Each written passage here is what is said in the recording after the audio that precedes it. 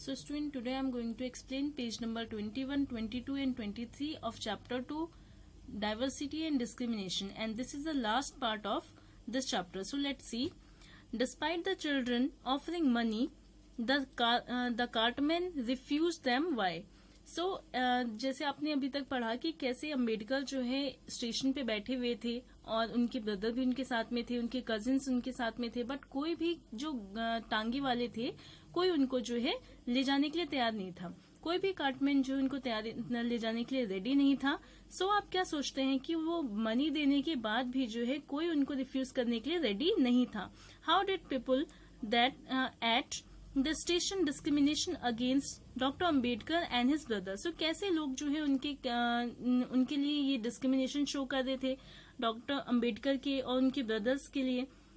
How do you think doctor Ambedkar felt as a child when he saw the station master reaction to his statement that they were Mahars. So आप क्या सोचते हैं कि वो छोटे से बच्चे, उस टाइम तो डॉक्टर अम्बेडकर 9 ईयर के थे, तो उस टाइम पे जो है उनके माइंड पे कैसा इफेक्ट आया होगा जब उन्होंने ये बोला कि ये एक स्टेटमेंट से, जब उन्होंने ये स्टेटमेंट दिया कि हम माहर्स हैं, और इसके बाद स्टेशन मास्टर का जो था वो रिएक्शन ही बिल्कुल अलग था। Have you ever experienced prejudice और witnessed an incident of discrimination? How did this make you feel? So क्या कभी ऐसे कुछ एक्सपीरियंस आप लोग के भी साथ हुए हैं कि जहाँ पे प्रेजुडाइज या ऐसी चीजें जो है डिस्क्रिमिनेशन का कोई ऐसा इंसिडेंट जो कोई ऐसा एक्सपीरियंस जो डिस्क्रिमिनेशन को शो करता है, तो उस टाइम पे जो है कैसा फील होता है। Imagine how difficult it would be if people could not move easily from one place to another. So imagine कीजिए कि कितना डिफिकल्ट होगा जब लोग जो है एक प्लेस से दूसरी जगह नहीं जा पाते हैं। How insulting and hurtful it is to have people move away, refuse to touch you, or allow you to drink water from same source as they do. So उस टाइम पे कितना इंसल्टिंग और कितना हर्टफुल फील होता होगा कि जब लोग से ये कह दिया जाए कि आपको जो है अलाउ ही नहीं है, लोगों को छुआ ना जाए, या उनसे कहा जाए कि जो है आपको अलाउ नहीं है कि आप इस जो है सोर्स ऑफ वाटर से जो है आप वाटर लें। ओके, तो ऐसा भेदभाव अगर किसी के साथ हो तो उस टाइम पे इमेजिन कीजिए कि उसे कैसा फील होगा। This small incident shows how a simple task of going from one place to another in a cart was not available to the children. So ये इंसिडेंट क्या दिखाता है हमें कि कितना सिंपल सा टास्क था, कितनी छोटी सी चीज थी कि एक प्लेस से दूसरी जगह जाना था और कोई भी कार्ट जो है अवेलेबल नहीं था उन बच्चों को एक जगह से दूसरी जगह ले जाने के लिए। इवन दो दे कुड पे द मनी, इवन वो लोग मनी भी पे करने के लिए रेडी थे, फिर भी जो है कोई रेडी नहीं था उनको एक जगह से दूसरी जगह पहुंचाने के लिए। All the Cartman at the station refused to take the children. They acted in a discriminatory manner. So कोई भी उन चिल्ड्रंस को जो है स्टेशन से रिफ्यूज करने के लिए रेडी नहीं था। ये कैसा एक्ट करता है, कैसा दिखाता है, ये एक डिस्क्रिमिनेटरी मैनर को शो करता है। So clearly as this story shows us, caste-based discrimination is not only the limit to preventing Dalits from undertaking certain economic activities, but it also deny them the respect and dignity given to others. So इस story से हमें ये बिल्कुल clear हो जाता है कि जो कास्ट सिस्टम से भेदभाव होता है ये ना तो रोकता है किसी दलित को किसी फाइनेंशियल एक्टिविटी में भाग लेने से, बल्कि ये उनको जो है उनकी डिग्निटी को भी जो है कम आंकता है और उनको जो है वो रिस्पेक्ट भी नहीं मिलता जो अदर्स को मिलता है, वो इज्जत भी नहीं मिलती जो दूसरे लोगों को मिलती है।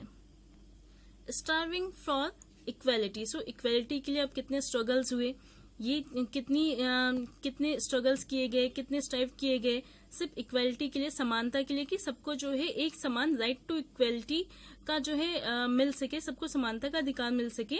इसको देखते हैं। The struggle for freedom from British rule also included with in it the struggles of large group of people who not only fought against the British but also fought to be treated more equally.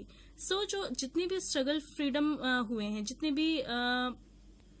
भी लड़ाइयाँ हुई हैं, जितनी भी आंदोलन हुए हमारे British rule के खिलाफ, ब्रिटिशर्स के खिलाफ। सो ये सिर्फ उन्हीं के खिलाफ जो नहीं हुए, बल्कि ये एक ऐसी भी लड़ाई थी जो सबको जो है एक बहुत कि एक ऐसी लड़ाई थी कि सबको एक समान रूप से ट्रीटमेंट भी मिले, सबको एक समान रूप से जो है ट्रीट किया जाए, इसके लिए भी ये लड़ाई थी, ये फाइट्स चली। Dalit, women, tribals and peasants fought against the inequality they experience in their life। जितने भी दलित थे, वुमेन्स थे, ट्राइबल्स थे, जो आदिवासी थे, सभी जो सभी इस लड़ाई में शामिल हुए। सभी ने जो है इस इनइक्वालिटी के खिलाफ जो है लड़ाई लड़ी। अपनी लाइफ की एक्सपीरियंस को देखते हुए, अपनी लाइफ के एक्सपीरियंस से जो है गुजरते हुए इनइक्वालिटी के खिलाफ लड़ाई करी, फाइट हुई, ताकि जो है सबको एक समानता का अधिकार मिल सके। As pointed out earlier, many Dalits organized themselves to gain entry into temples। बहुत सारे दलित्स ने जो है बहुत कोशिश की, बहुत, ताकि जो है एंट्री गेन कर सके वो टेम्पल्स में। Women demanded that they should have a much a right to education as a man did। Women's की ये डिमांड थी कि उन्हें भी जो है बिल्कुल मेंस की तरह जितने आदमी पढ़ते हैं, जितनी एजुकेटेड मैन होते हैं, उतनी ही एजुकेशन उनको भी मिले। तो ये वुमेन की डिमांड थी। Peasants and tribals fought to release themselves from the grasp of the money lender and the high interest they were charged। और जो लोग थे, जो अदर लोग थे, जो ट्राइबल्स थे, मीन्स जो आदिवासी थे, उन लोग की ये डिमांड थी, उन लोगों ने इसके खिलाफ लड़ाई करी कि जितने भी मनी लेंडर हैं, जो लेन देन वाले हैं, उनको उन्हें बहुत ज्यादा हाई इंटरेस्ट देना पड़ता था, बहुत ज्यादा ब्याज देना पड़ता था उनसे कुछ भी लेने के लिए, उनसे पैसे वगैरह लेने के लिए। सो उनके खिलाफ, उनके जंगल से छूटने के लिए, उनके चार्ज से बचने के लिए उन लोगों ने भी फाइट करी। When India became a nation in 1947, our leaders too were concerned about the different kind of inequality that exist। जब हमारा नेशन जो है 1947 में बना, जब फ्रीडम मिली, तो हमारे जो लीडर्स थे जितने भी, वो इस चीज को लेकर बहुत चिंता में थे कि सबकी इतनी सारी जो है, इतनी टाइप्स की जो है इनइक्वालिटी एग्जिस्ट है हमारे नेशन में, इसको लेकर बहुत चिंतित थे। Those who wrote the constitutions of India, a document that let out the rule by which the nation would function, were aware of the way in which। So जब constitution हमारा लिखा गया, हमारे इंडिया का कॉन्स्टिट्यूशन लिखा गया, तो उसमें जो है सभी चीजों को एक डॉक्यूमेंट्री तौर पे लिखा गया, और सभी के कामों को, या हमारा नेशन कैसे चलाना है, कैसे चलेगा, कैसे इसमें कार्य होगा, इन सभी चीजों को भेदभाव से, डिस्क्रिमिनेशन से परे रख के किया गया। Discrimination had been practised in our society and how people has struggle against this. और इस डिस्क्रिमिनेशन के खिलाफ जो है हमारी सोसाइटी में हमारे लोगों ने जो है कितने स्ट्रगल्स किए, इसे भी जो है देखा जा सकता है। Many leaders of this struggle such as Dr. Ambedkar had fought for the right of the Dalits। बहुत सारे लीडर्स, हमारे अम्बेडकर, इन्होंने भी बहुत स्ट्रगल्स किए, बहुत फाइट किए, ताकि सभी जो है दलित्स को एक इक्वल राइट मिल सके। So these leaders set out a vision and a goal in the constitution to ensure that all the people of India were considered equal। So जितने भी लीडर्स थे, ये सभी का गोल बन चुका था कि हमारा जब हमारा कॉन्स्टिट्यूशंस लिखा या कॉन्स्टिट्यूशंस बना, उसमें ये इंश्योर किया गया कि सभी इंडिया के लोग जो हैं, सभी को इक्वल कंसिडर किया जाएगा, सभी को इक्वल माना जाएगा। This equality of all person is seen as a key value that unite as all the Indians। So ये जो हमारी इक्वेलिटी है, ये हमारी समानता जो है, ये हमारी की वैल्यू है, सभी लोगों की एक की वैल्यू है।